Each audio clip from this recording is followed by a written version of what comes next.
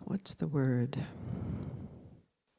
Occupied, struggling with all that's going on in the world. Maybe we got a little punchy at Moral Mondays yesterday because it was our third day of demonstrating.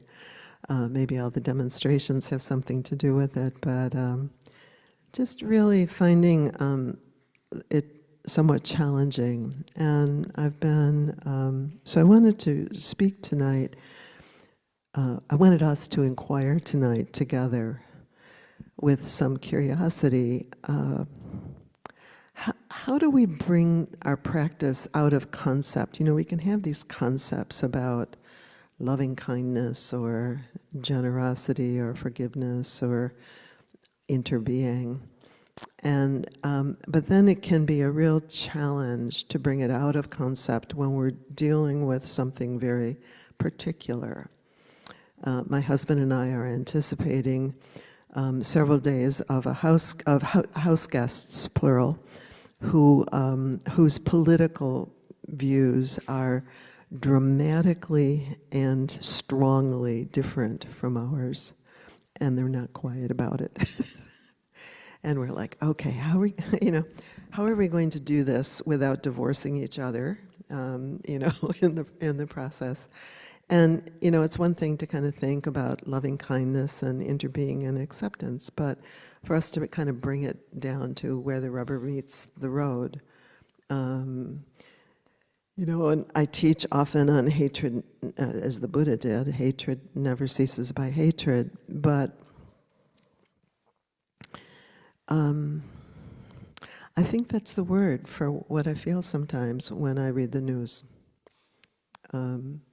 So I wanted us to have some time to just inquire a little bit more intimately with how to bring the practice to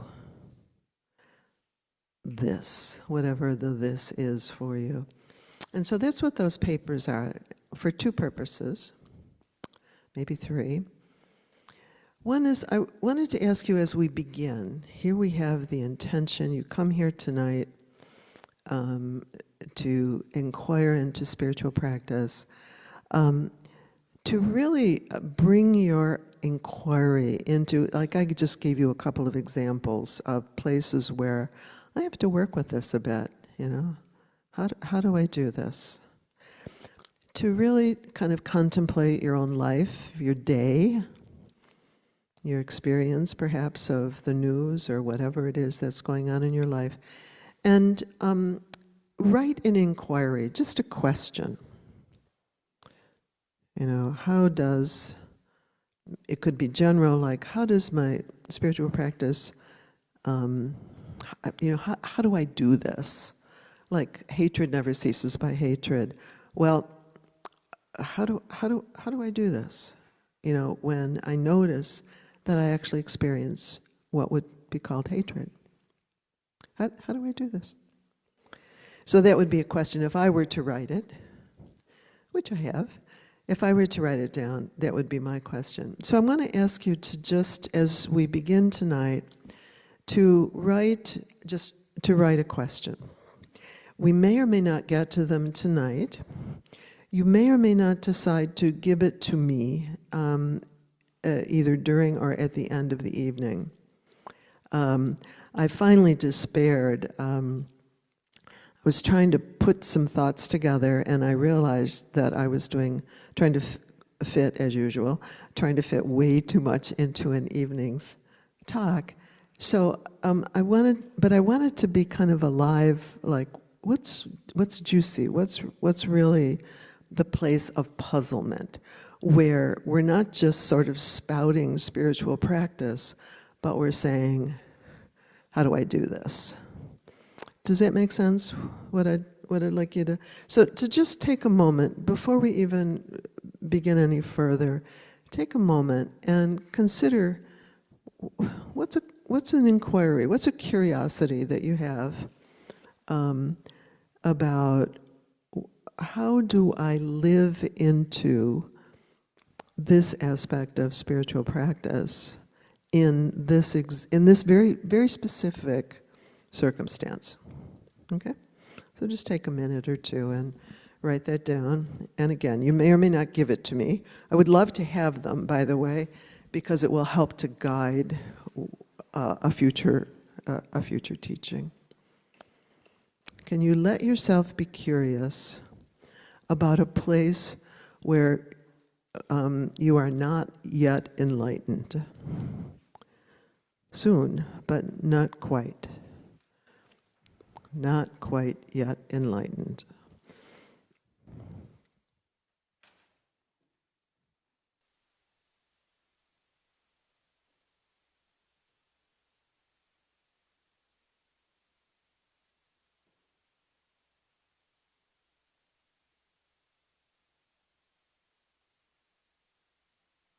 And you do not have to sign them, unless you want to, but you don't have to sign it. Oh, those of you online, sorry folks, I'm ignoring you. You can either just email it to me, sharonbb10@gmail.com. That's easiest, and you're also relatively anonymous if you do that. Or you can put it in the comments if you'd like to do that. And Brianna, you can send that to me afterwards, right? Yeah. Okay. So if you don't mind, labeling them, because if you put them in the comments, it'll have your name on them. But if you want to just send it, privately to me, just go ahead and email it to me.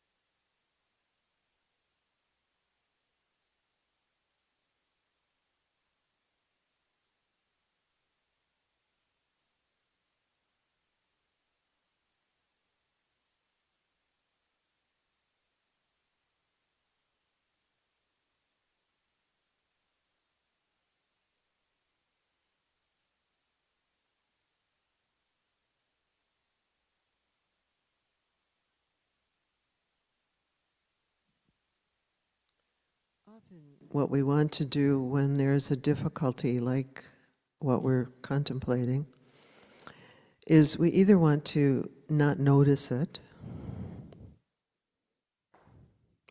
not happening, or if it's happening, it shouldn't be happening. I shouldn't be maybe feeling this. I shouldn't have acted in that particular way. Or alternately, at the other extreme, we can move toward very quickly trying to solve it by doing something. And so the challenge really is just what you're doing right here, which is a holy act, by the way, to pause and just notice a place where maybe I even understand the teaching fairly clearly, but how to make it operational and nourishing in this place in my life is a bit of a challenge. What, how do I do this? So that's really what the Buddha is inviting us into is that kind of a very intimate inquiry. And for each of us, those inquiries will be a little bit different. So to really bow to these places where we get a little snagged, we get a little caught in trying to translate the teachings into real life. So we'll talk a little bit more about that as we go along tonight.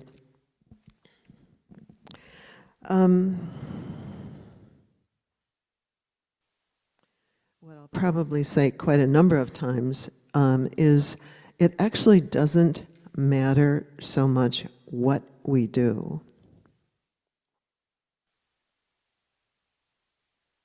Really? What? It doesn't matter so much what we do. What matters deeply is how we do it. Whatever it is that whatever it is that we're called to do. So we'll inquire into that a little bit. The title of the evening that I offer is Cultivating a Heart Mind of Awareness, Calm, and Wisdom. So this heart mind of awareness, calm, and wisdom that is able to see clearly what's happening out there, to see clearly what's happening in here, and can there be calm and wisdom in response to it? Well, I see what's needed. And how can I use our spiritual practice to really help me discern, what is mine to do here? What is mine to do? So another way I'm going to start a little bit differently tonight. We did some chanting a few weeks ago. You all asked for more. And so I wanted to start with some chanting. And what we'll do is I'm going to speak for a minute about the practice of chanting.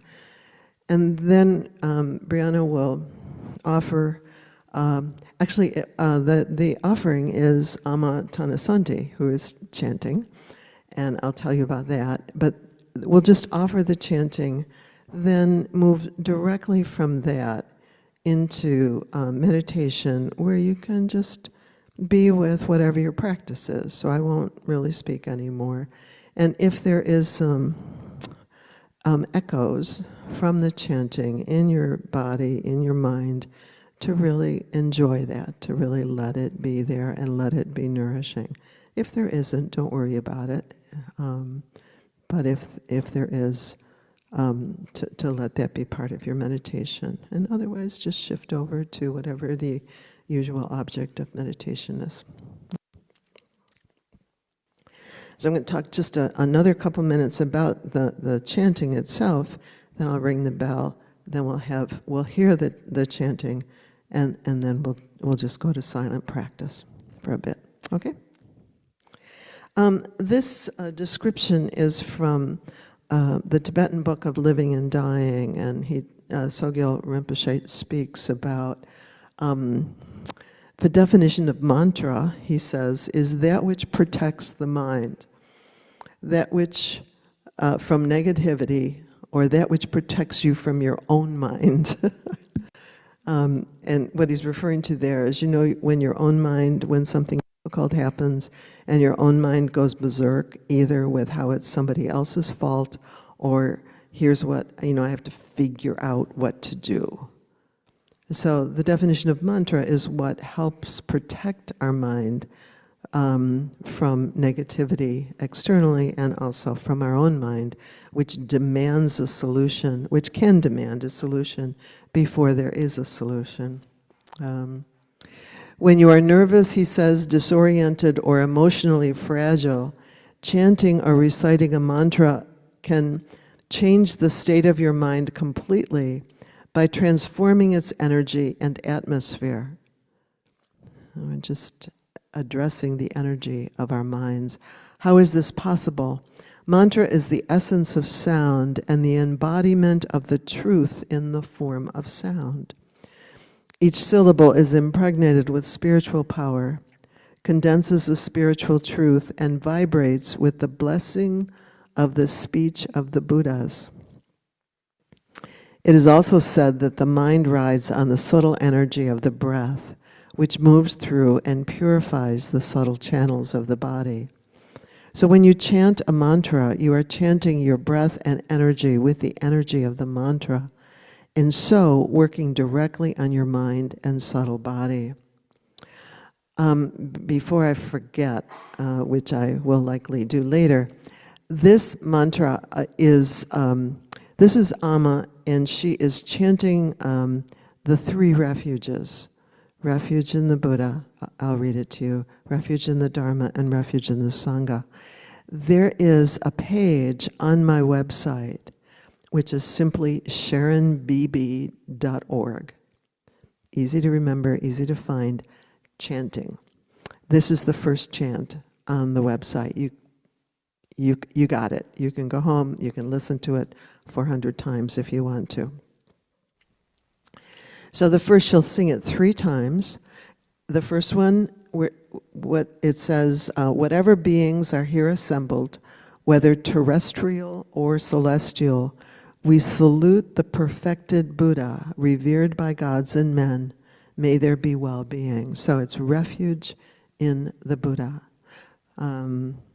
who had exactly the same kinds of questions that you wrote down on your blue sheets of paper. So refuge in the Buddha, who found a way of navigating these difficulties. The second time she sings it, it will be refuge in the Dhamma. She sings it in Pali, by the way, so it won't be in English. Whatever beings are here assembled, whether terrestrial or celestial, we salute the perfected Dhamma, revered by gods and men. May there be well-being. And then the third time through, she sings, whatever beings are here assembled, whether terrestrial or celestial, we salute the perfected Sangha, revered by gods and men. May there be well-being. So the Buddha's teachings on the 3 refuges, these are the places where we can go when we are troubled, looking for, inquiring into, how do I be with this? Now, easy to say, because the Buddha's teachings are vast and huge, so which particular teaching is needed here becomes our inquiry. Okay? So Amma will sing. I'll ring the bell. Brianna will offer the chanting, and then there'll be some silent practice. And then we'll have cookies. Questions? Does that make sense? We good? Okay.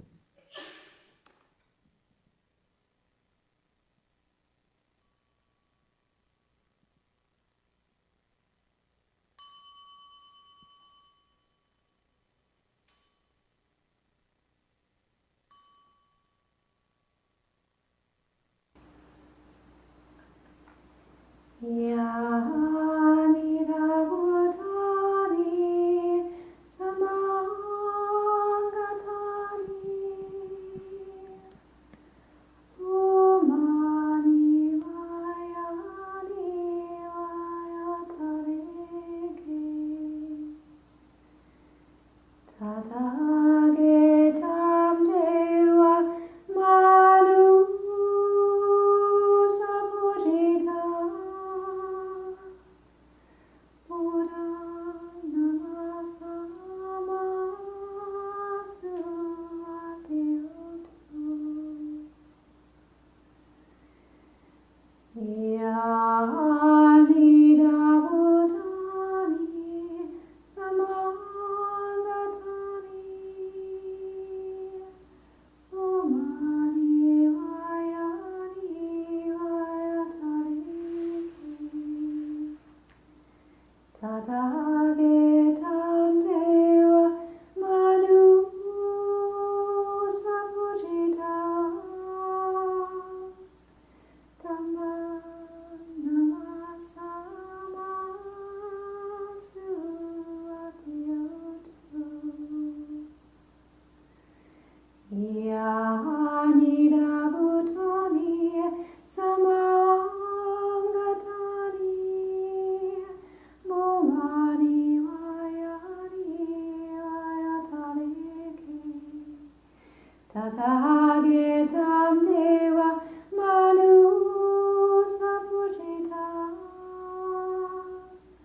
Sangham Namasama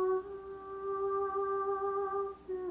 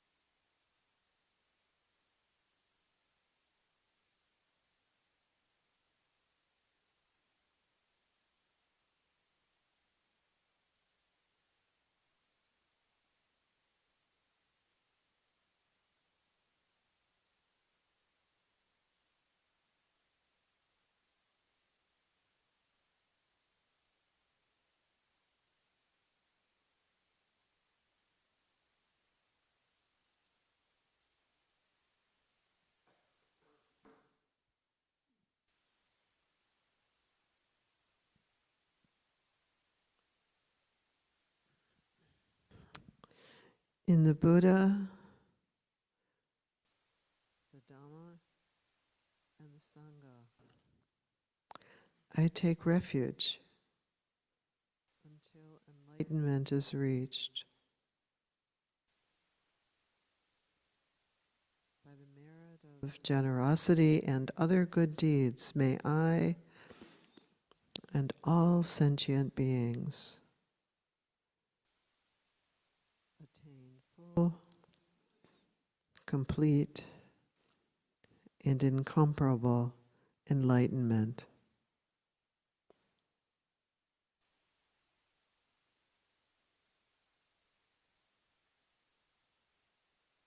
The experience, we all know the experience of being unsettled by the morning's emails or by the news of the morning, the YouTubes or the CNN reports.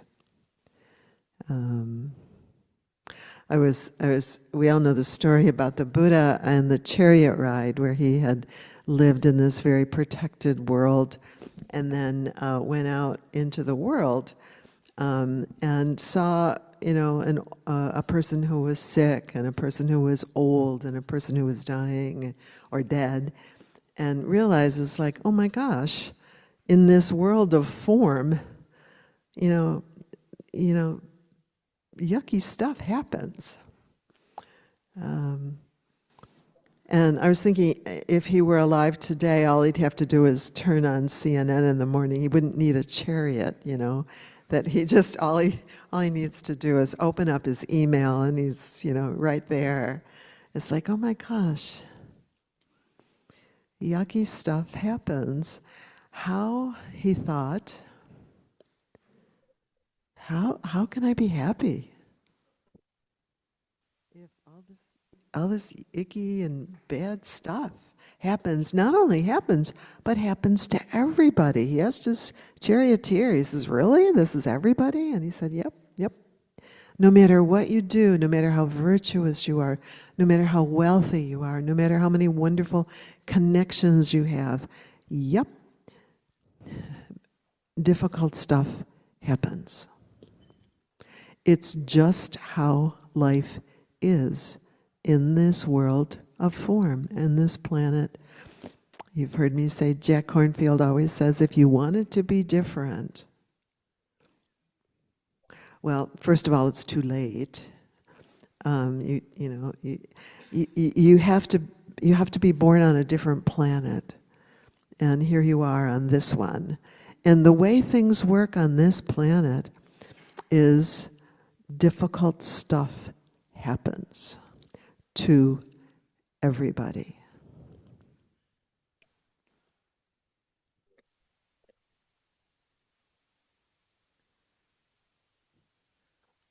We don't really believe that. Notice that when difficult stuff happens, the mind wants to figure out whose fault it is, or how to fix it. It's their fault. It's their fault. It's those people in the news. It's their fault, or how to fix it. So the sense that on this planet, difficult stuff happens can be really a challenge to really appreciate the universality of that. And so I said earlier, the challenge is not so much what we do in response to the difficult stuff, although there's that, but how we do what we do. And so I want to talk a little bit about that, and then I'll come back to the difficult stuff happens.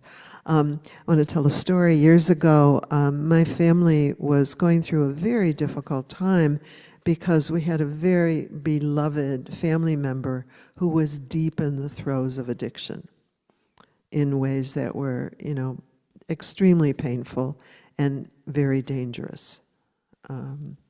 To not only themselves, but to other people that we held dear. And so our family was in a bit of a turmoil about how to navigate that. How do we help? How do we, what do we do? And I called my friend Rita, who had a lot of experience working with addictions, and asked her advice. How do we navigate this? And the only thing she said to me was, you have to protect your serenity at all costs. What?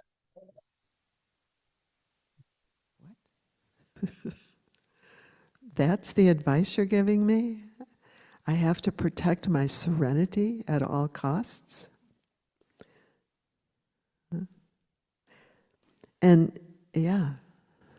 And that was actually, she wasn't Buddhist, she isn't Buddhist, but it was a very Buddhist response. Because what she was saying was, how you are with this is what matters, and what will be or not healing. So given the morning headlines, given those morning emails, how do we protect our serenity when we don't feel very serene? And when unserene stuff happens, how do we navigate this?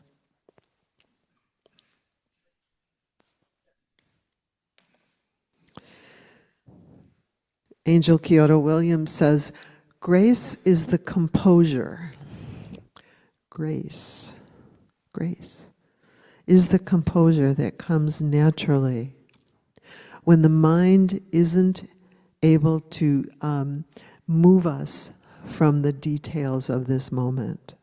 And this, what she means is this moment's experience.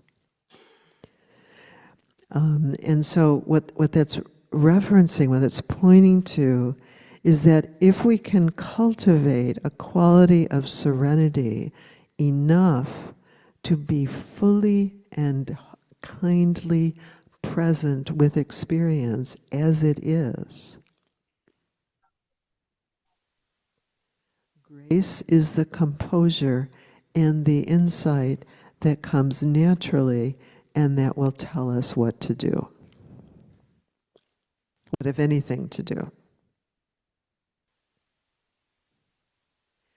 And we need to be gentle with ourselves, because the faith in that comes with time and practice. Who's the kid? I forgot his name. Who did the 3-point shot at the basketball game? It's like, was that amazing composure or what? Was that amazing composure? And don't you know, that was not the first time that he had practiced that shot, or that he had practiced having that kind of composure. So our challenge really is to cultivate, the Buddha actually calls it skill in the Metta-sutta. He says this is what is done by one who is skilled in goodness. And Andy Olendzki, in his commentary on the Metta-sutta, says it doesn't mean you just wake up when you're 6 years old and you automatically know how to have composure and throw the 3-point ball into the hoop. That isn't what he means by, this is what is done by one who is skilled in goodness. That, you're just skilled, you just are. What he means is that skill is a capacity that we cultivate, that we learn how to do, and that is our job as human beings. To cultivate the skill of being composed and present even when difficult things happen, which, by the way, are happening all the time. they're happening all the time, because there you were enjoying those brownies, and I rang the bell, for heaven's sakes. I took you away from the brownies, you know? It ended. Or you ate a brownie and now it's gone. So it's not just, unpleasant things happen, but the ending of the pleasant, that happens too. So the Buddha invites us to, as human beings, to cultivate skill with difficult things, and to, over time, have faith, like that basketball player, that if I compose myself, and just the capacity to quickly compose himself, keep breathing, and do what needed to be done, that he had faith that that was the thing to do in that moment. And he also had faith that you can, I'll take the ball. I'll take the ball. I know this is really kind of a high pressure situation, but I'll take the ball because I'm breathing and present and available. I can do this. So over time, with our skills, we cultivate this skill, we cultivate the capacity to have ease, even when things are very difficult, including when the difficulty is that we don't have ease about the difficulty. That's just another difficulty. That's just another difficulty.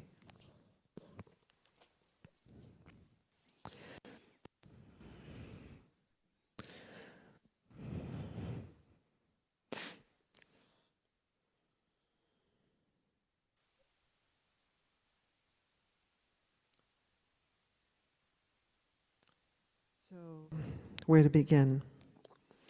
I gave up trying to fit this into one talk. So I want to talk a little bit about wisdom. In the Eightfold Path, the Buddha, the first two are wise view, which is wisdom, understanding how things work, and then wise intention. You already practiced wise intention with the questions that you wrote.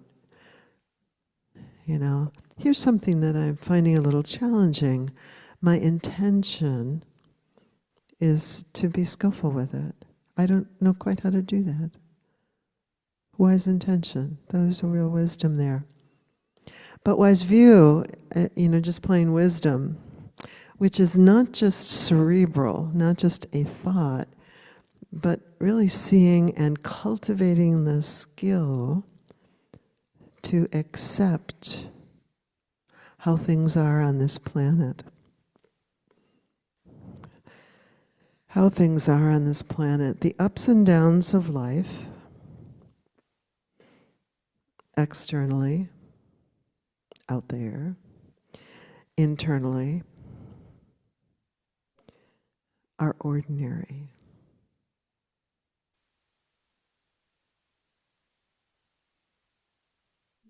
There's nothing wrong. Okay, well, let me keep breathing with that one. You mean how politics are right now? That's just ordinary?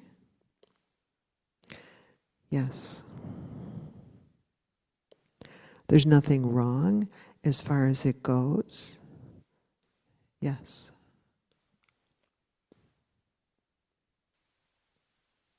You can see that our minds can kind of get a little warped around that one. I was talking to Jean the other day, saying, how am I going to teach this? I'm right, They're wrong, So I can just notice those places where it's like, damn it, I'm right and they're wrong and they should just get it. I had, some of you were there on Monday at Moral Mondays, And we had someone who is terribly, terribly, terribly distressed at the fact that we're not teaching Christianity properly, and was haranguing us and me. I finally told him I was Buddhist and not Christian, and that really kind of set him into a tailspin. But we're just not teaching properly, and he was desperately, desperately, desperately distressed that he was right and I was wrong. Yeah. But what if we're all trying to learn how to navigate difficulty, pleasure and pain, gain and loss, fame and disrepute, and I forget the last one. What if we're all just trying to learn how to navigate that, and given the circumstance, every single one of us would be in a different place with respect to whatever it is we're trying to deal with. Because we're all in different places, we all have different histories, we all have different strategies and different ways of trying to resolve it. None of us is yet fully enlightened.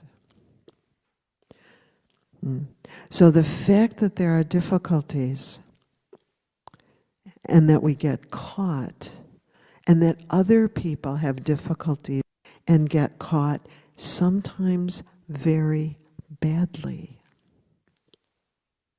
is just how life is on this planet. Tell that to me tomorrow morning when I open my email, okay? From the ego's perspective, this makes no sense at all. And probably in, our minds, we're sort of like going, yes, but what about, that from the ego's perspective, from our individual self perspective, it makes no sense at all. Other people are wrong, something's wrong, something about me is wrong, and we have to fight it. This is from Alyssa Dennis. I found this in the current issue of Lion's Roar. And she was writing about the 3 poisons. And she says, ignorance is considered the deepest of the 3 poisons because it makes greed and aversion seem reasonable. The fact that we just don't understand how things work. We think, well, I have to get more of that, and obviously have to get less of that. So ignorance makes greed and aversion seem perfectly reasonable and perfectly normal and perfectly human, and that's just how we should just proceed. Greed arises, she says, when we believe what is impermanent can be made to last. Aversion arises when we, also, she doesn't say this, but greed also arises when we believe that we can control what happens. That what happens is not caused by infinite causes and conditions beyond our control, but that actually I have agency here. That I can control what happens. So with my family's addiction, I can control what happens. So that's ignorance. Aversion arises when we believe what threatens me or mine must be resisted. And both represent, she says, a misunderstanding of reality. The antidote to ignorance is wisdom, the kind that comes from direct seeing rather than theory. Wisdom recognizes that impermanence is not a flaw. It is the nature of things. Wisdom knows that it isn't pessimistic to recognize unsatisfactoriness. It isn't pessimistic to recognize unsatisfactoriness. It is seeing the truth. Wisdom understands non-self, not as loss, but as interbeing. All right, now that's a big statement, and we don't really have time to go into it. But what she's saying there is wisdom understands non-self. So if our teaching invites us to not make everything about me. And so wisdom understands that non-self is not a loss, but as just relaxing into the sea of love, if you will. Susan talks about this all the time, doesn't she? You know, just the sea of love. Ramana Maharshi, someone said of Ramana Maharshi, the Indian saint, he was a white dot on a white piece of paper. I love that. You know. So there was a form that we call Ramana Maharshi, but he was a white dot on a white piece of paper. That's really the ultimate truth of our being. So much of our suffering comes about because we are trying to defend this sense of a separate self in all kinds of ways.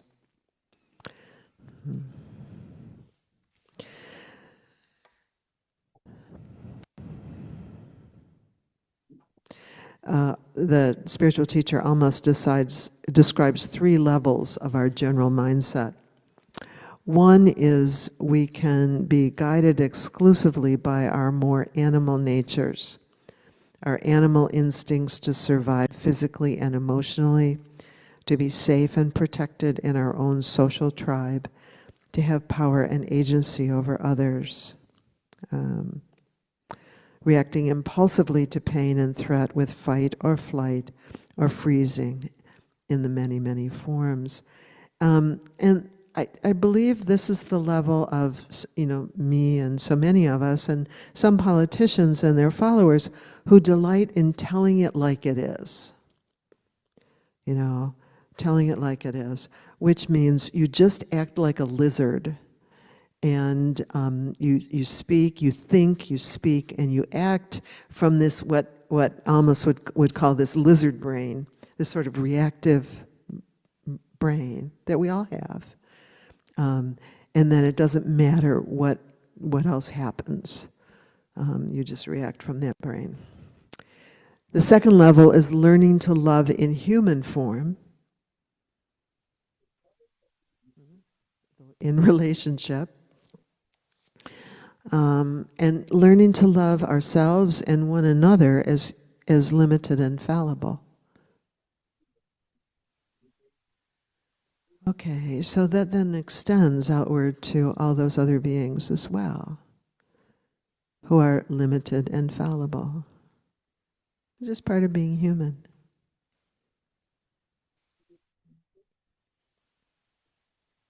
They may or may not be conscious enough to be trying to not be directed entirely by their lizard brain.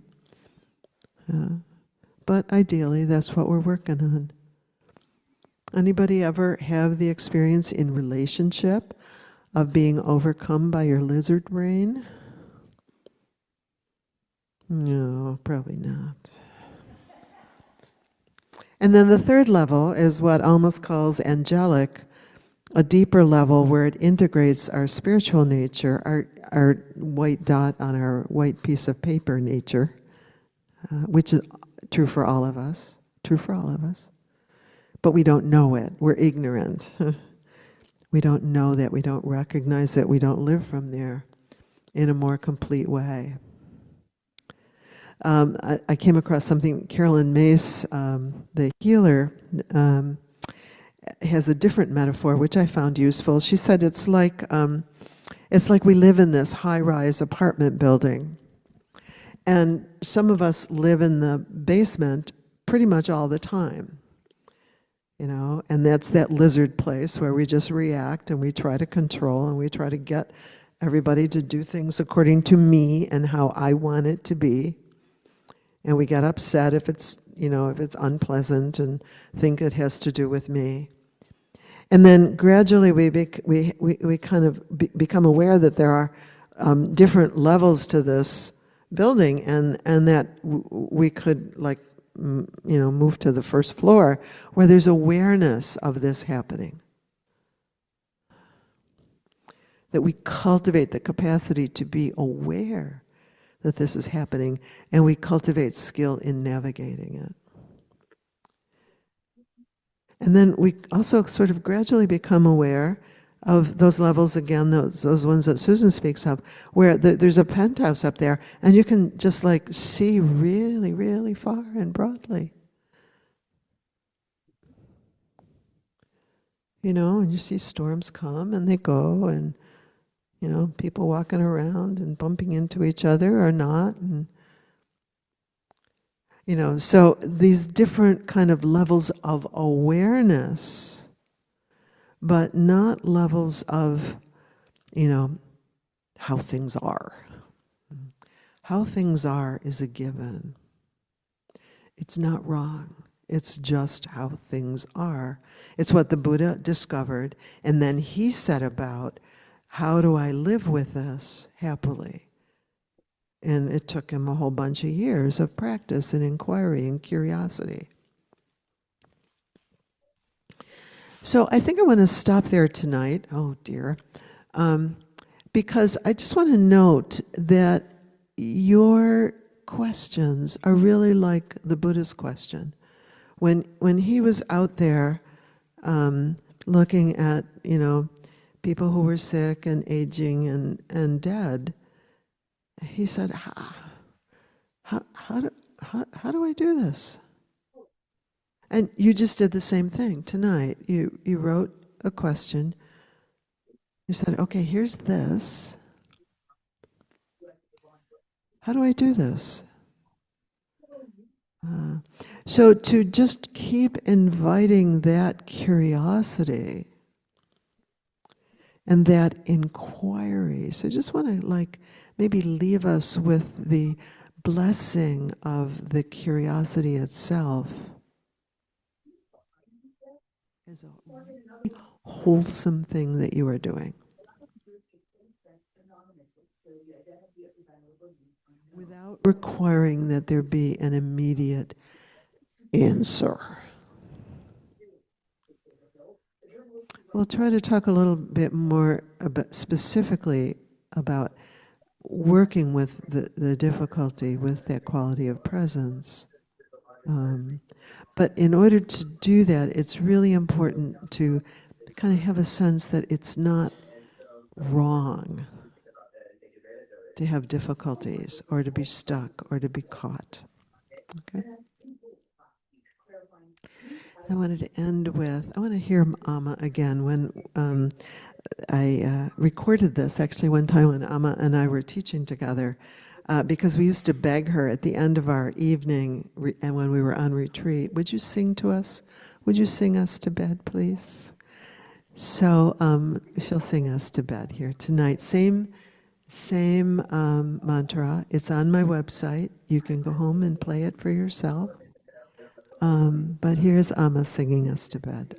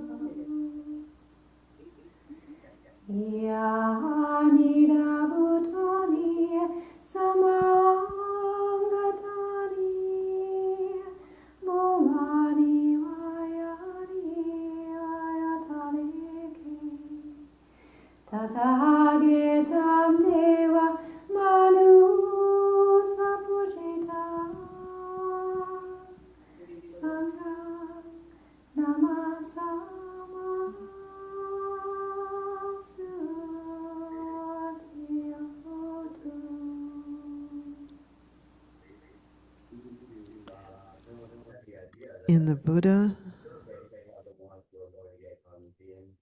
who practiced and learned the Dhamma the way it is on this life, on this planet, and the Sangha, the community of people who come together and help and guide us. I take refuge until enlightenment is reached. May I and all sentient beings have happiness and the causes of happiness. So thank you. If you